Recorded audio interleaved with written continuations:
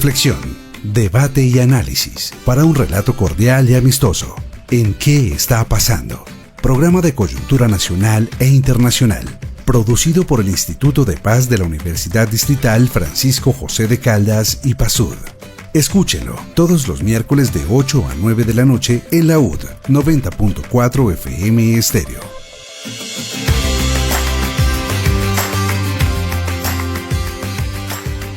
Cordial saludo a todos los que están conectados al programa ¿Qué está pasando? Del Instituto de Paz de la Universidad Distrital Francisco José de Caldas. Mi nombre es Sonia Díaz Granados y junto con la investigadora Cindy Sierra, coordinadora de la línea Territorios, Migraciones y Diásporas del IPASUD, les damos la bienvenida a este espacio de investigación, de análisis y reflexión que se emite los miércoles de 8 a 9 de la noche por la UD 90.4 FM Estéreo, emisora de nuestra institución educativa.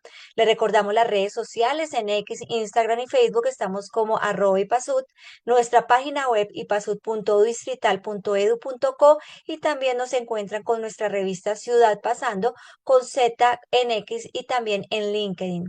Hoy en ¿Qué está pasando? Hablaremos de un tema sensible que tiene que ver con territorio, con conflicto y también con derechos humanos, pero dejemos que Cindy Sierra nos presente el tema. Buenas noches, Cindy. ¿Qué tal, Sonia? A ti y a nuestra amabilísima audiencia de todos los miércoles. Muy buenas noches, bienvenidos y bienvenidas a su programa ¿Qué está pasando? Hoy abordamos, como bien dijiste, Sonia, un tema que sigue siendo importante en Bogotá y que es muy sensible, y es precisamente las condiciones de vida de las poblaciones indígenas en este entorno urbano que es tan hostil como Bogotá, marcado por la inseguridad, la inclusión, muchas veces también esa indiferencia institucional que justamente es una de las presiones que hace que estas poblaciones que viven normalmente en la ruralidad, pues tengan que migrar de manera forzosa aquí a la ciudad por varias razones que ya nos esclarecerán nuestros invitados de esta noche. Aunque muchas de esas comunidades, pues como ya lo dije, llegan desplazados por el conflicto armado, otras lo hacen como parte también de movilizaciones sociales, también para exigir derechos, denunciar incumplimientos estatales y abandono en general estatal. Desde 2008 hemos visto, y desde mucho tiempo atrás, hemos visto también mingas y delegaciones de los pueblos como los Nasa, el pueblo Misak, Wayuu, el Embera, por supuesto, que tiene una presencia importante en Bogotá y que hoy siguen haciendo presencia en la capital también desde ese punto de vista como sujetos también políticos y de exigencia de derechos. Entre 2024 y 2025, más de 2.000 indígenas llegaron a la ciudad de Bogotá en distintas jornadas reclamando atención en salud, en educación, territorio y vivienda, que son pues denuncias muy justas para estas poblaciones. Esta presencia no es nueva, pero sí es urgente, sobre todo pues en el tema de vulneración de derechos, y también refleja esa deuda histórica que tenemos con los pueblos con identidades étnicas que enfrentan discriminación, precariedad de vida en las ciudades, mientras que pues tratan de defender también su identidad, su autonomía y su dignidad. Pero dejemos, Sony, que nos presentes a los invitados que nos van a hablar con mucha más certeza de estos temas. Así es, Cindy. Hoy nos acompañan dos personas expertas, como tú dices, en este tema. En primer lugar, le doy la bienvenida a Juan Monroy, politólogo de la Universidad Nacional de Colombia, con más de 20 años de experiencia en estudios sobre territorio, conflicto armado y derechos humanos, 15 de esos años trabajando directamente con comunidades étnicas del país. Juan, buenas noches, bienvenido a nuestro programa. Muy buenas noches, Sonia. Muy buenas noches, Cindy. Señor Luis Evelis, es un gusto saludarlo en este programa y, bueno, atento a sus planteamientos. Muchas También para entender de primera mano las motivaciones políticas de los pueblos indígenas, saludamos a Luis Evelis Andrade Casama. Él es indígena del pueblo Embera, es filósofo y teólogo de formación, fue consejero mayor de la Organización Nacional Indígena de Colombia, ONIC. También fue presidente del Fondo para el Desarrollo de los Pueblos Indígenas de América Latina y el Caribe, senador de la República entre 2014 y 2018, y actualmente es el presidente del partido político Movimiento Alternativo Indígena y Social Maíz. Buenas noches, Luis Evelis, bienvenido a ¿Qué está pasando? Sonia, muy buenas noches. Buenas noches, Cindy. Un saludo a todos los oyentes y a quienes nos ven también este programa que está pasando. Saludo al doctor Juan también. Muy buenas noches, queridos invitados. Empecemos por lo esencial, Juan, con las muy buenas noches. Desde su experiencia directa y también su trabajo con las comunidades étnicas, ¿cómo describiría la situación actual de los pueblos indígenas en Bogotá?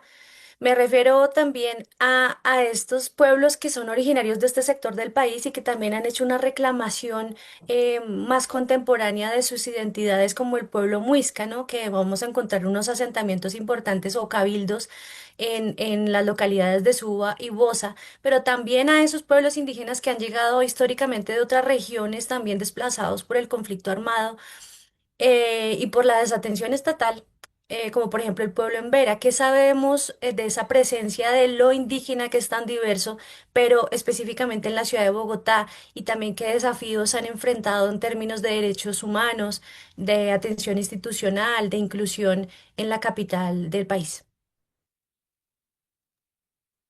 Gracias, Cindy. Bueno, haces una pregunta muy amplia. Vale la pena tener en cuenta desde mi perspectiva dos o tres ideas generales, que no espero extenderme mucho en eso.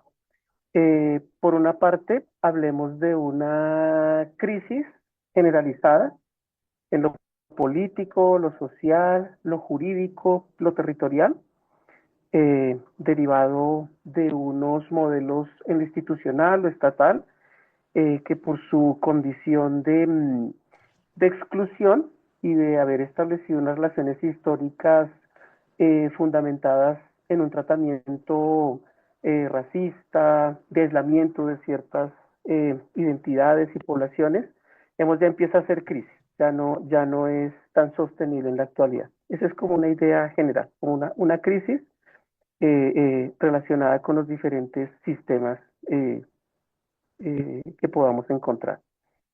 Por otra parte, ya digamos en una perspectiva mucho más aterrizada, se encuentra un proceso muy interesante que desde lo que he podido asistir tiene que ver con esta forma como diferentes expresiones en lo étnico, pero en muchos otros escenarios, pero aquí con ocasión de lo que se plantea en lo étnico, cómo se empiezan a organizar en lo político, en la movilización, en procesos, incluso en lo institucional, cómo se empiezan a reorganizar los pueblos indígenas en este caso.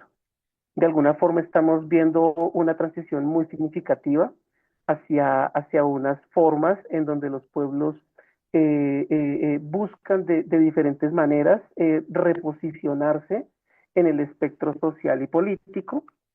Por eso tenemos aquí a un indígena en Vera como presidente de un partido político, es expresión justamente de eso mismo.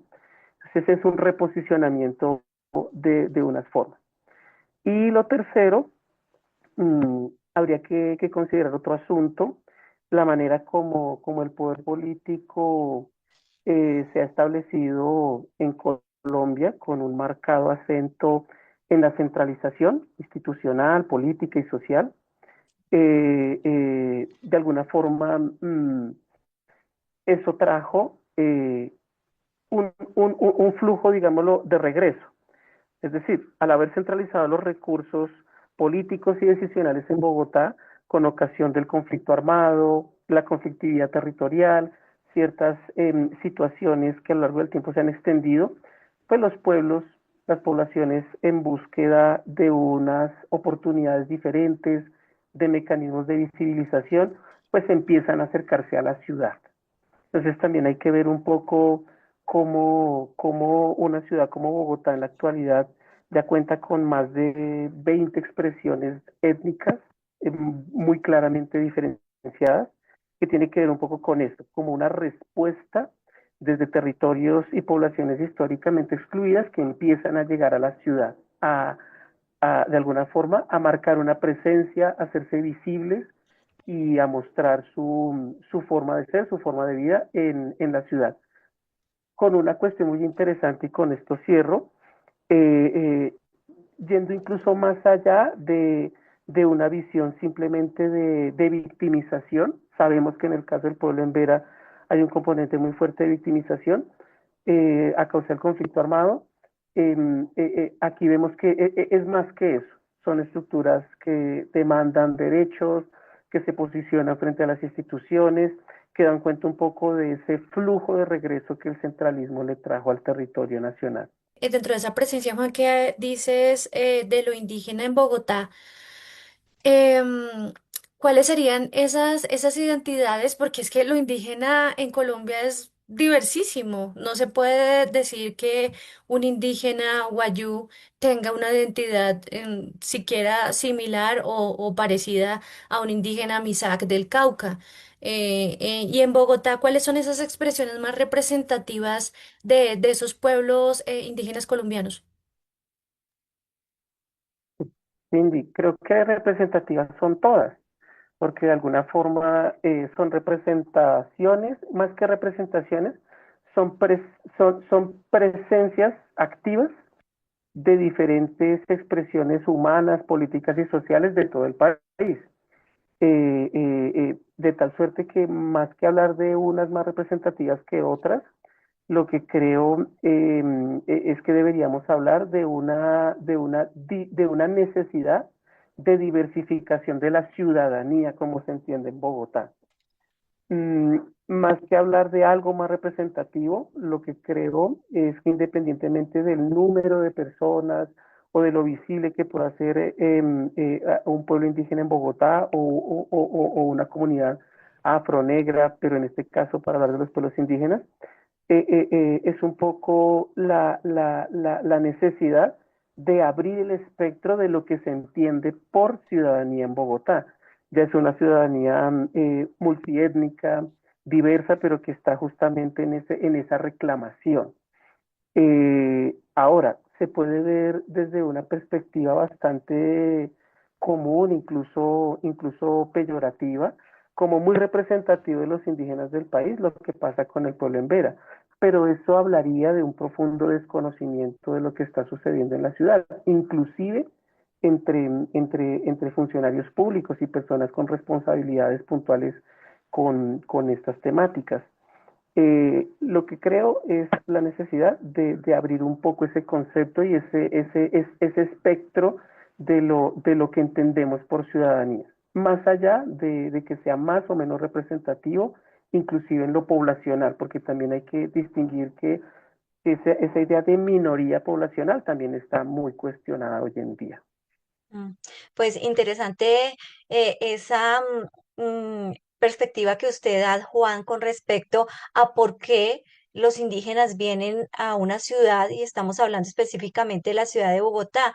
Y usted lo ha dicho, una vez se limita a que son víctimas por el conflicto armado y por eso el desplazamiento sin de conocer que también tienen esa situación, pero ahí va más allá, como usted lo dice, ese reposicionamiento, ese es hacerse visible en la capital, en una urbe, y es también y verse más allá o verlos más allá de la victimización, que es algo muy importante y es como abrir más el espectro como usted dice. Y al respecto de eso, Luis Evelis, a mí sí me gustaría que usted desde la posición que tiene, ya es una persona que ha recorrido mucho, una persona que vive en ciudad, que pues ya está desarrollándose como político de tiempo atrás. Quisiera saber cómo cambia la vida y la identidad de una persona indígena al pasar de su comunidad rural a Bogotá, una Bogotá insegura, una Bogotá con frío, una Bogotá con tecnología, con transporte público, con todo esto a lo que se enfrenta una comunidad que viene pues de lo rural, de su territorialidad. Primero quiero decir que comparto los planteamientos hechos por el doctor Juan. Creo que él los esboza de manera muy sucinta, pero demandan mucho análisis y se puede profundizar sobre ellos. Eh, Realmente la presencia en la ciudad de los indígenas genera una serie de retos y desafíos.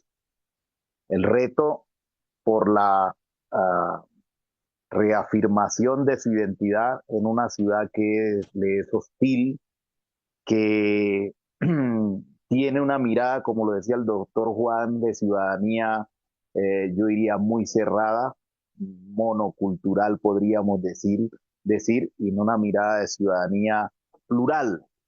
Eso hace que haya una dificultad para que los indígenas puedan ser bien visto, diría yo, y también incorporado a todas a las políticas públicas y a los programas que tienen los distintos gobiernos en las ciudades de Colombia, en este caso concreto.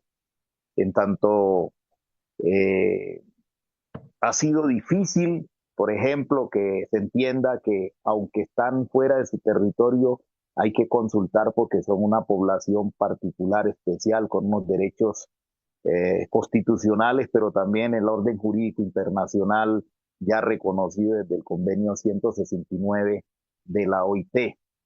De otra parte, los indígenas, pues le toca, como dicen algunos filósofos, a vérsela en la ciudad, a vérsela con otro mundo eh, que no les pertenece o en el que tienen que readaptarse y recrear su identidad cultural.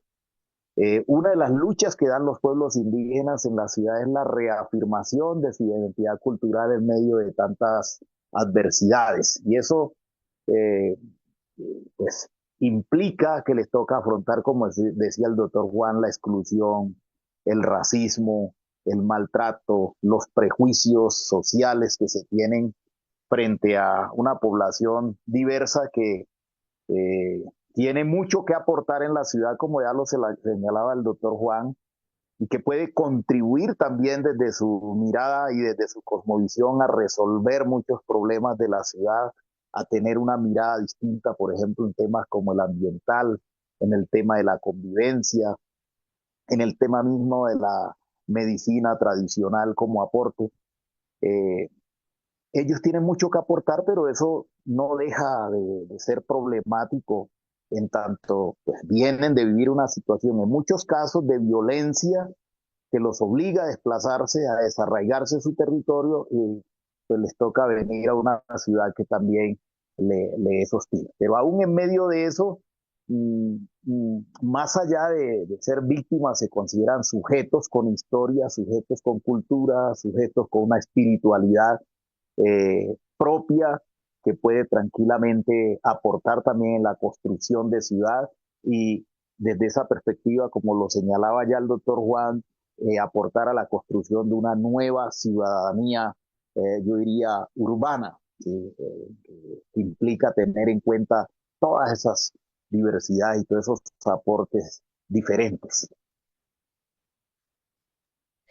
Ya ambos nos han hablado de esos derechos constitucionales de los pueblos indígenas, de esa pretensión muy justa de ampliar el concepto de ciudadanía de tal modo que empecemos pues de una vez por todas a cumplir con estos mandatos de la Constitución del 91 que nos denomina como pluriétnicos, multiculturales.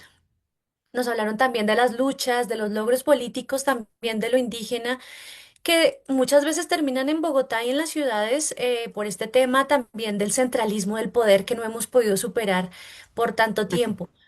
Pero, Juan, me gustaría preguntarte cómo superar este prejuicio racista que termina exotizando a las poblaciones indígenas, esperando de ellas solamente que vivan en la selva, ¿cierto? En lugares que, bueno, muchos casi todos son ancestrales y pues también son rurales, la mayoría, pero que cuando ya están aquí en la ciudad cómo superamos ese prejuicio de lo exótico, de lo indígena como exótico, en vez de darle pues un papel dentro de la ciudadanía que tienen, ¿no?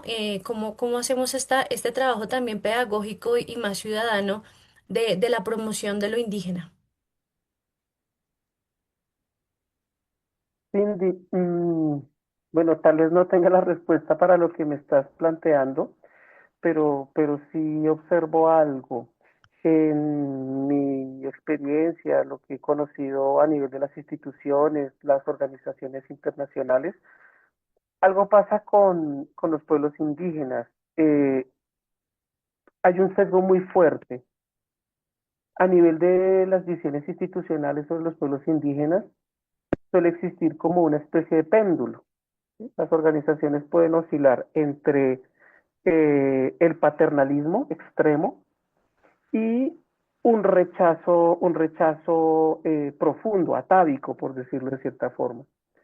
Entonces, cuando tú miras en ese péndulo de las instituciones entre el rechazo y el paternalismo, existe una cuestión muy grave y es, es desconocer en los pueblos indígenas una capacidad de gestión, de organización y de administración de sus recursos y de sus propias capacidades. Entonces tú sigues viendo instituciones públicas, organizaciones internacionales que buscan los procesos de tercerización para hacer procesos con las comunidades indígenas sin contemplar que tienen ya sus propias capacidades e instancias. Entonces, fíjate que parte también de ese avanzar en superar estos fenómenos pasa por reconocer la dimensión humana, pues suena horrible, terrible lo que estoy diciendo, pero reconocer esa condición de ser humano en los pueblos indígenas, pero de una manera real y efectiva más allá de paternizarlos o llevarlos a los rincones del rechazo más profundo. Y por otra parte existe en mi visión de las cosas otro asunto también muy implícito en esto. Tiene que ver con la idea de ver en el indígena el lugar de la selva. Esto es gravísimo. Habla muy mal de la cultura y de la formación de los colombianos en general. Pensar que el lugar natural de los indígenas es la selva, ¿sí? Suena incluso gracioso, puede sonar incluso terrible, pero es una idea muy generalizada, incluso entre personas con responsabilidades públicas en estos temas. Pienso que el lugar de los indígenas es donde quieran estar. De hecho, así lo establece la Constitución Política de Colombia y es parte de lo que durante muchos años se ha planteado desde muchas orillas del organizativo. De tal forma que tendríamos que empezar a cambiar una idea, es que la ciudad sí puede ser un lugar para los pueblos indígenas. Mm, alguna vez conversaba con alguna lideresa indígena hace años ponía algunos ejemplos de grandes ciudades de América Latina, del mundo, que tienen los barrios de sus colonias de migrantes, el barrio chino, el barrio italiano, el barrio irlandés, el barrio judío, bueno, todas estas cuestiones. Es terrible como en una ciudad como Bogotá tenemos casi más de una veintena de nacionalidades que no tienen unos lugares específicos o más que unos lugares específicos, unas condiciones que les permita ser nacionalidades en este territorio. Porque seguimos entendiendo que el lugar de los indígenas es la selva. Creo que esas ideas como un poco desorganizadas es importante trabajarlas y llevarlas un poco más hacia las prácticas, sobre todo a nivel institucional, y superar esa visión tan tradicional de que la solución de los Embera, para hablar de la invitación del día de hoy, la única solución es el retorno, ¿sí? Cuando seguramente parte de las soluciones también esté en generar condiciones apropiadas en los entornos urbanos que les permitan una mejor forma de vida. Y esto creo que lo sabemos varios, si no todos, los que estamos aquí. O sea, fíjate lo que les ha brindado la ciudad de los Embera. Les brindó el pagadiario, les brindó el expendio de sustancias psicoactivas, el lugar de presencia de muchas complejidades que creo que ninguna persona hubiese querido. Entonces, fíjate que la ciudad no les sigue brindando condiciones. Hay unos alojamientos en unas situaciones también de aislamiento y de precarización muy difíciles, incluso administrados por entidades públicas.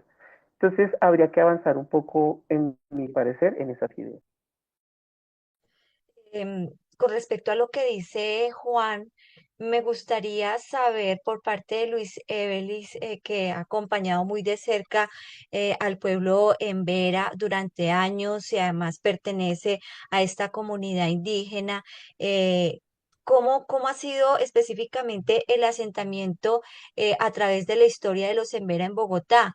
Y quisiera saber qué piensa de lo que dice Juan también con respecto a que los indígenas están en el sitio donde quieran estar, pero cuando vemos la situación, por ejemplo, de los Embera en el Parque Nacional, que no es la mejor, como decíamos, aguantan frío, los niños se enferman, hay vulneración de derechos humanos, abuso, entonces, ¿será que ellos sí quieren estar en donde están en este momento o es más bien una como la forma para que ellos de alguna manera obliguen al Estado local, al gobierno local, perdón, y al gobierno nacional para que se den soluciones al caso de ellos? Primero, yo quiero señalar o reiterar lo que plantea el doctor Juan en términos, en respuesta a su pregunta sobre la exotización de lo indígena. Utilicemos ese término de lo indígena en la sociedad, en la ciudad y también por la institucionalidad. Hay que entender que el indígena es un sujeto con historia, con cultura, con derechos, con pensamiento sobre lo que debe ser la sociedad, sobre lo que es la convivencia, sobre lo que es la relación con la naturaleza, ¿sí? Y en la medida que se entienda así, no se va a dejar de mirar con una perspectiva exótica y también de concebir que el indígena es el que vive allá en los territorios apartados. Fíjese que en los últimos tiempos acaba de aprobarse un protocolo por el cual se definen pues mecanismos o se regula mejor la, el reconocimiento y el registro de autoridades indígenas en contextos de ciudad o en contextos urbanos. En esa discusión llevamos muchos años, pero es porque desde la sociedad y de la institucionalidad se concibe que los indígenas que vienen a la ciudad, detrás de eso, en el fondo, lo que ha habido es una mirada y una concepción de que el indígena que viene a la ciudad ya no es indígena. Eso ha llevado a una discusión de largo aliento y desconocimiento de que muchas ciudades, en el caso colombiano encontramos muchos indígenas que han llegado a la ciudad por distintas razones. Ya lo señalaba de alguna manera el doctor Juan, por violencia, porque las políticas públicas no llegan, la falta de oportunidades, porque también tienen sueños los indígenas, por los modelos de desarrollo, por todo lo que conlleva la exclusión. Pero también es importante saber que los indígenas llegan a la ciudad y quieren ser reconocidos como tal, como sujetos de derecho, como ciudadanos. Eso casi no ocurre, no ocurría, ya ha ido cambiando la cosa y se concebía que los indígenas no tenían derechos a reclamar ser reconocidos en su condición de indígena, con sus derechos en la ciudad porque no estaban en el territorio. Entonces, uno de los limitantes es que no tienen territorio y el indígena debe ser reconocido y es indígena esté donde esté.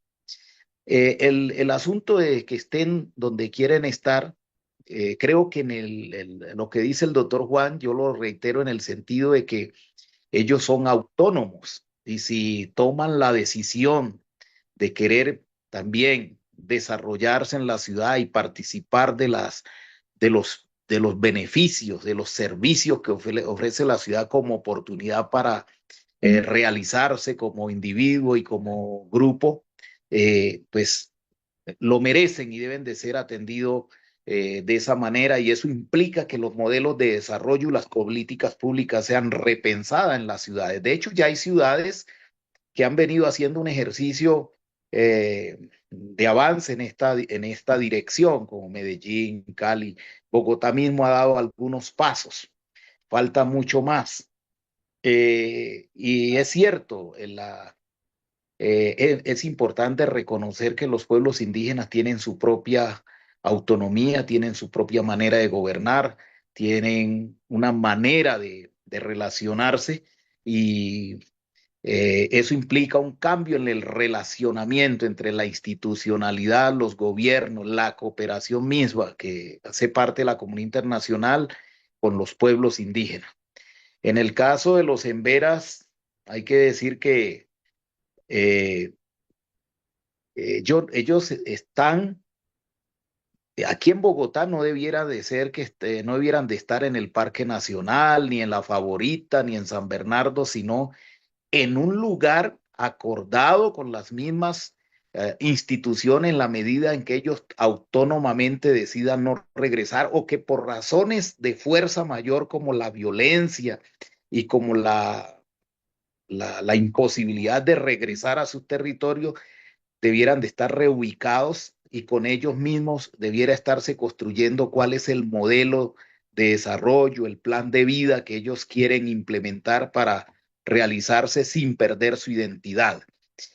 Tanto es que en algunos casos ellos han planteado la reubicación asociada a un bloque o a una porción de territorio que no va a ser la misma de su resguardo por todas las limitaciones que tiene ya el acceso a la tierra en lugares cercanos a Bogotá. Pero lo han planteado para ellos poder tener un arraigo con la tierra, poder cultivar, poder asegurar, diría yo, la soberanía y seguridad alimentaria de sus familias, pero encontramos que hay una respuesta a veces, falta de voluntad política, falta de recursos cuando se firman los compromisos, no se cumplen, y en otros casos mucho racismo por parte de quienes viven en los territorios donde se ha pensado reubicar para que ellos puedan rehacer su vida. Y si bien es cierto, no va a ser su territorio de origen, por lo menos sí pueden recrear su cultura y seguir dándole vida a su cosmovisión. Entonces, todas estas cosas son las que hay que tener en cuenta a la hora de, de tomar decisiones, porque está claro desde la ley de atención a las víctimas del conflicto armado en este caso, se concibe que se tiene claro que alguna gente no regrese, y en ese caso hay que pensar en la eh, reubicación si es necesario, y también tiene que ir a esto acompañado de políticas públicas, no de programas asistenciales y humanitarios que son necesarios en el momento, si hay hambre hay que atender el hambre, hay problemas de salud, pero siempre la mirada debe estar puesta sobre yo diría, un asentamiento, una estrategia que permita que ellos puedan, en parte, rehacer la vida y recrear su cultura en el territorio o donde se reubiquen. En este caso, si deciden quedarse en la ciudad, pues que puedan también tener acceso, porque ya muchos estudios mmm, aquí en Bogotá y también que ha hecho el Banco Mundial sobre la presencia indígena en América Latina en contextos urbanos, que es más del 30% de la población indígena está en contexto urbano, ha dicho que si bien es cierto, los indígenas en la ciudad tienen mejores condiciones, en algunos casos son los más excluidos de toda la sociedad de las ciudades de América Latina. Qué importante esto que dice Luis Evelis y sobre todo sobre el territorio, o sea, la concepción territorial que muchas veces parte de sus propias cosmovisiones y que le asigna unos significados, unos valores muy diferentes a los que nosotros tenemos también del paisaje, de la territorialidad, pero también esa ancestralidad. Y por otro lado también el tema del gobierno propio. Eso es algo muy importante que cuando eh, un pueblo con una identidad étnica tan fuerte como la indígena no tiene territorio, también nos preguntamos si entonces esas otras formas de gobierno que no son las occidentales, también cómo tienen una expresión en las ciudades, pero sobre todo en esas que sí son occidentales, como precisamente la formación de un partido. Como el maíz o la idea de un partido político que es más occidentalizada, siente que la voz de esos pueblos indígenas está verdaderamente incidiendo en algunas decisiones que se toman en el país y en ciudades como Bogotá, o más bien esas formas de autogobierno o esas formas diferentes de representatividad de lo indígena, Luis Ebeli, ¿será que no están teniendo una voz y un voto también en estas formas de gobierno occidentales? Lo primero que hay que potenciar es el apoyo al fortalecimiento de sus formas propias de gobierno. Cada pueblo tiene, por eso lo decía el doctor Juan al comienzo, son distintas identidades y una es tan válida como la otra, ¿sí? Eso hay que fortalecerlo. para que se aplique la justicia desde la perspectiva. Hay que acompañar eso, que no vaya en contravía de los derechos humanos, por todo lo que ustedes han visto en los últimos días, en el pueblo en Vera, justamente, precisamente, hay que fortalecer que ellos puedan tener sus niveles de, como diría yo, de control social, eh, de desarrollo y de, diría yo, de apropiación y de arraigo cultural, porque eso no se puede perder, independientemente de que aquí lo externo cambie, el vestido, el que puedan estar en otros escenarios, que yo diría la cosmovisión y la impronta de identidad cultural no se pierda. Entonces, eso hay que apoyarlo y creo que en eso hay falencia. Lo que pasa es que cuando usted pierde su territorialidad, pues, como dicen los indígenas, sin territorio, el indígena sin territorio no es indígena, pero le ha tocado, yo diría, por la situación histórica y las realidades que hemos vivido, readaptarse y decir de alguna manera que sin territorio también se puede reafirmar la identidad, con unas diferencias, pero se puede hacer sin perder su origen y de saber que tiene un pensamiento propio, pero que también tiene que contribuir y yo diría entrar en un diálogo intercultural, ¿sí? Porque hoy en día estamos en un mundo intercultural que no podemos quedarnos encerrados en lo propio. Lo que pasa es que estamos ante una sociedad que avasalla, una cultura que de todas maneras, aunque se ha avanzado en reconocimiento de derechos en la vida cotidiana y diaria, hay mucha exclusión, mucho racismo, mucho maltrato y no es fácil para grupos, en este caso, que desde el punto de vista numérico son minoritarios en la ciudad, tener, y con todo lo que han vivido, pues tener que habérsela todos los días para reafirmar su identidad y vivir. Ahora, el tema de por qué se transita la política. Nosotros consideramos. Fíjese que en el año 1900, hasta 1991 los indígenas votaban en cada uno de los partidos, pero no tenían la posibilidad de participar directamente y de poder llegar con una representación que les permitiera decir desde su propia voz qué pensaban del país. Y por eso decidieron en el 91 participar en ese congreso de la UNIT del 91 celebrado en Bosa. Dijeron, sí, vamos a participar y lograron tener 3 constituyentes, 2 por votación, por elección y 1 por negociación de un grupo armado que fue el Quintín Lame. Y por eso Francisco Rojas cuando llega con una propuesta, la Colombia que queremos. Y eso no era posible pensarlo, aunque teníamos muchos aliados en las luchas. El doctor Juan lo sabe, que las luchas nuestras no las hemos hecho solo los indígenas, hemos tenido muchos aliados en la academia, en los artistas, en los sindicatos, en los jóvenes, en los hombres, las mujeres, los negros, bueno, tanta gente en el orden nacional e internacional. Se logró que este país, por lo menos en términos constitucionales, así quedó consignado que este país dejó de ser un país monocultural, mm, de una sola religión, diría yo, eh, de una, y se declara multiétnico y pluricultural. Y de ahí para allá en el caso indígena, pues se hace un reconocimiento de muchos derechos que antes no estaban consignados y nos dio la posibilidad, se consignó un derecho de poder así tener una participación política a través de la circunscripción especial.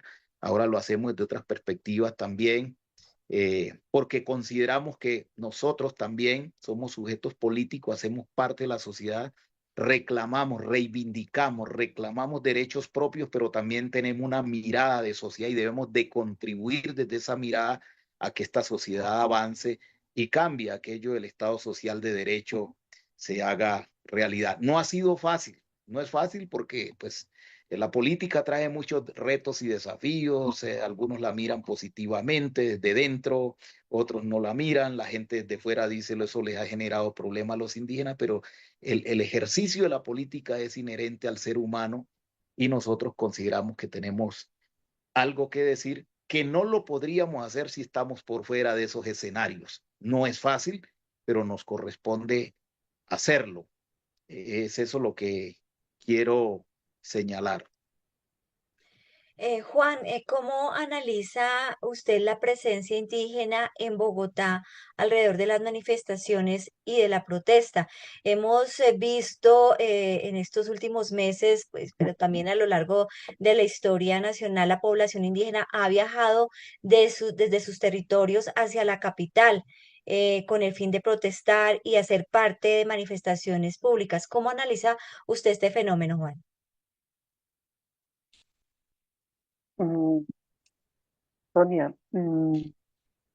habría que decir que las movilizaciones de sectores eh, vinculados a la ruralidad, sean estos campesinos, indígenas o afro, no es un fenómeno ni único de Colombia, ni nuevo en nuestra historia. Entonces, lo primero que habría que plantear un poco es eso, porque se suele ver el proceso de Minga como una situación muy exótica o como una cuestión tal vez que no había pasado antes. Entonces, lo primero es importante verlo en perspectiva histórica. La movilización es un recurso legítimo, válido, amparado constitucionalmente, al que han recurrido poblaciones a lo largo de la historia en muchos lugares del mundo. ¿Qué es tal vez lo llamativo de este ciclo reciente de movilizaciones? Mm, eh, que son mucho más eh, multitudinaria. Hay que decirlo que la capacidad organizativa de los pueblos es bastante amplia, cada vez convoca más y que ha encontrado mayores alianzas, lo mencionaba el señor Luis Evelis, ha encontrado mayores alianzas con otros sectores sociales. De tal forma que tal vez lo que uno podría interpretar de esto son dos cosas. Desde una perspectiva del análisis político, como la preocupación tal vez de ciertos sectores alrededor de identificar cómo expresiones eh, políticas alternativas han logrado mayor fuerza, mayor alianza en lo político, se puede ver de esa forma, con alguna inquietud posiblemente, eso no habría que profundizarlo mucho, pero desde otra perspectiva se puede ver como una muy valiosa oportunidad para diversificar la formación política de los colombianos y en general de los bogotanos, que es donde tal vez se ha hecho más mediático este proceso. Basta ver lo que sucedió en la movilización alrededor de 2020, entrando las Chivas por Soacha, encontrando solidaridad de los diferentes barrios, en Usme, en las ollas comunitarias. Esto se vino a repetir recientemente en la Universidad Nacional. Entonces, esto es muy importante en términos del fenómeno político, porque justamente tener este tipo de intercambios entre sectores estudiantiles, cívicos, sociales, comunitarios, con representantes de los pueblos indígenas, es una oportunidad increíble para que nos formemos políticamente en la interculturalidad, como lo mencionaba el señor Luis Evelis, y también nos permite eso tener la imaginación de un país diferente, que en últimas es tal vez el resultado más significativo que para mí ha tenido este proceso de movilización. Luis Evelis, ¿ha habido errores por parte de las comunidades indígenas o de sus líderes en esta situación? Es decir, muchas veces se habla de fallas del Estado, pero desde afuera algunos se preguntan si tal vez se pudo actuar de manera diferente. ¿Cómo lo ven? ¿Hay autocrítica? No sé, algo que sientan que pudieron hacer de otro modo. Creo que nosotros no podemos perder, pues el liderazgo indígena y sus autoridades o sus gobiernos no pueden perder el sentido de la autocrítica. Eh, Hay unas responsabilidades, los gobiernos indígenas y sobre todo sus organizaciones tienen una alta responsabilidad en acompañar a las comunidades en el fortalecimiento de la cultura, de la justicia, el ejercicio de gobierno, acompañar el fortalecimiento posición de autonomía frente al conflicto armado, pero no lo pueden hacer solo. Requieren necesariamente el apoyo de la institucionalidad y de muchos de la misma cooperación. Algunas situaciones que se presentan, como por ejemplo el maltrato a las mujeres, que en estos días observamos cómo se maltrataba, se violentaba a una niña por parte de la, no sé si era en aplicación de justicia, en cualquiera de las circunstancias, si era un castigo familiar o un castigo impuesto por la comunidad, creo que eso merita una revisión y un redireccionamiento del ejercicio de la justicia.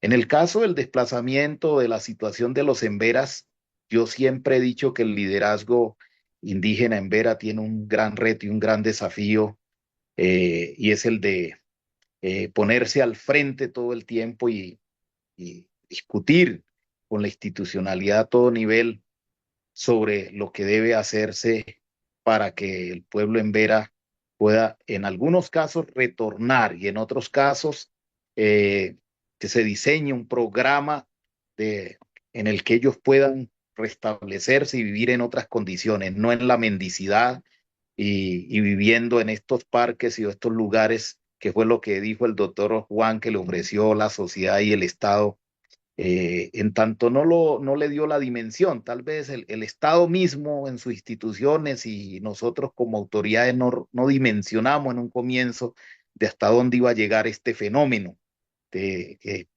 llegaran y que eso fuera la oferta para nuestra gente. Pero yo quiero decir que en el caso en Vera vale la pena tener en cuenta, independientemente de las dificultades o de las fallas que hayan de las instituciones ahora para la atención hoy, y también de la dificultad y la falta de mayor compromiso y de mayor trabajo por parte de las autoridades en Vera, que tienen ese gran reto.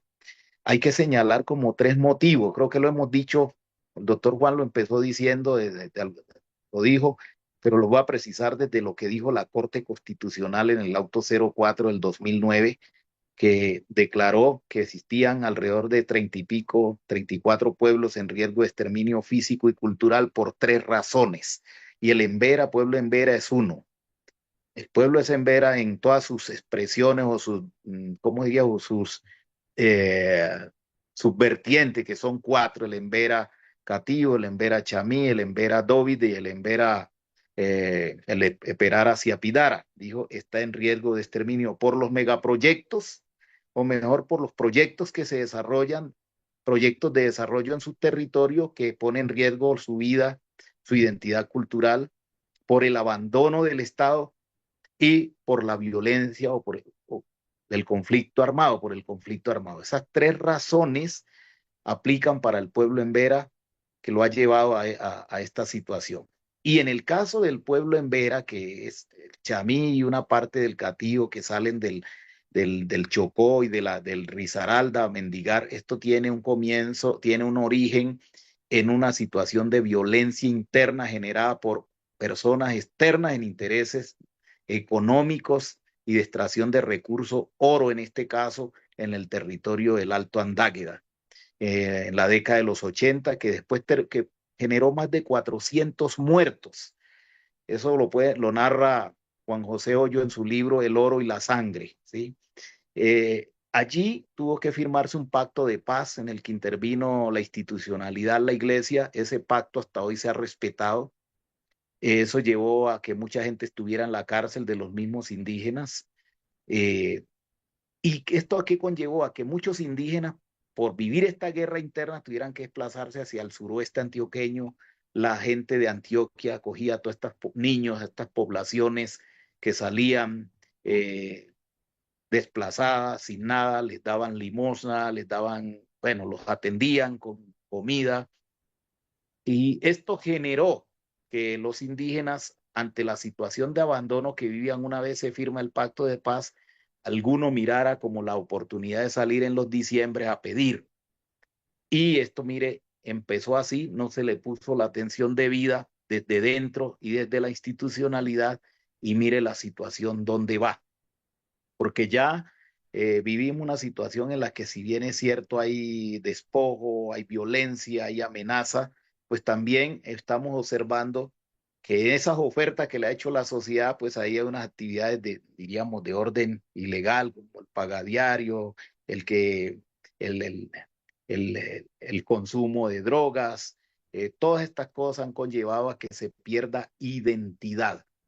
Por eso cualquier programa que se quiera hacer con los Emberas tiene que conocer esta historia, tiene que hacerse con una mirada de largo plazo, ¿sí? En el sentido de que se tiene que hacer todo un trabajo ¿cómo diría yo?, de reconstrucción cultural y para quienes regresen y para quienes no regresen al territorio. De lo contrario, no vamos a poder resolver este asunto. Eso implica un compromiso de las autoridades indígenas, de sus organizaciones, pero también una alta articulación consciente y evaluada permanentemente de la institucionalidad. De lo contrario, pues vamos a estar en esta situación porque en el territorio las cosas no han cambiado. Teníamos la esperanza que con la firma de la paz con las FARC, pues esos territorios iban a ser territorios de paz, pero fueron ocupados por otros actores. Y hoy esos territorios están siendo ocupados por grupos ilegales de una vertiente o de otra que tienen intereses en los recursos naturales. Y si por los recursos naturales se generó la guerra entre los emberas, tenemos mucha preocupación que por ellos mismos se siga generando el desplazamiento, la amenaza al liderazgo, en este caso de los emberas, pero igual de todos los pueblos indígenas. Es decir, que seguimos luchando, hay que fortalecer más la lucha, trabajar muy articulado, pero también siendo conscientes que las amenazas no han desaparecido en los territorios. Esa es una situación bastante preocupante, porque cualquier actividad que se quiera desarrollar es afectada por la presencia de grupos armados que tienen intereses en los territorios y sobre todo en los recursos naturales que hay en esos territorios. Y con esto que nos cuenta Luisa Belis, pues hemos llegado al final de nuestra misión alrededor de estas disertaciones sobre la ciudadanía indígena, al final y al cabo. Es decir, estamos hablando de unas reivindicaciones que tienen que ver con identidades étnicas, pero específicamente con lo indígena en Colombia, que es enorme la diversidad dentro de los pueblos que pues habitan este país. Abrimos también como esa posibilidad de ampliar el espectro de lo que es la ciudadanía en Bogotá, ¿cierto? Solo son ciudadanos aquellos que viven en la ciudad, solo son ciudadanos aquellos que no tienen identidades étnicas.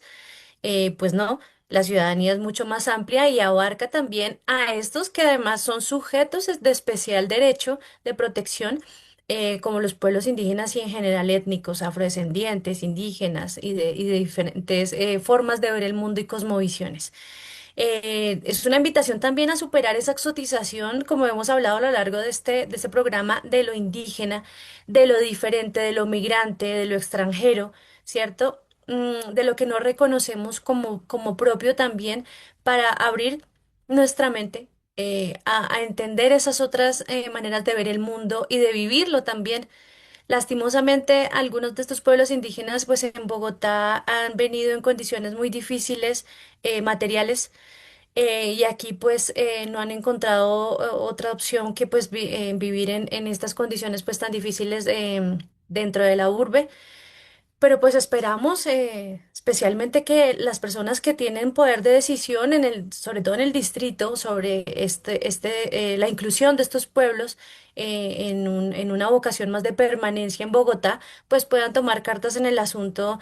Y es un llamado también a que fortalezcan esas políticas con enfoque diferencial, como decía Luis Evelis, que no sea tan solo un tema de asistencialismo y de atender la emergencia, sino que se apliquen políticas públicas estructurales con enfoque diferencial que tengan en cuenta esa historia amplia también de los distintos pueblos indígenas que vienen a vivir a la ciudad y que también tienen derecho a hacerlo, ¿no? A ustedes, mil gracias por la sintonía. A nuestros invitados, nuevamente, muchas gracias por compartir con nosotros las perspectivas sobre este tema y sus valiosísimas apreciaciones. Y a ti, Sonia, muchas gracias por la edición de este programa. Hasta luego, los esperamos el próximo miércoles a la misma hora y por el mismo canal. Abrazos de paz.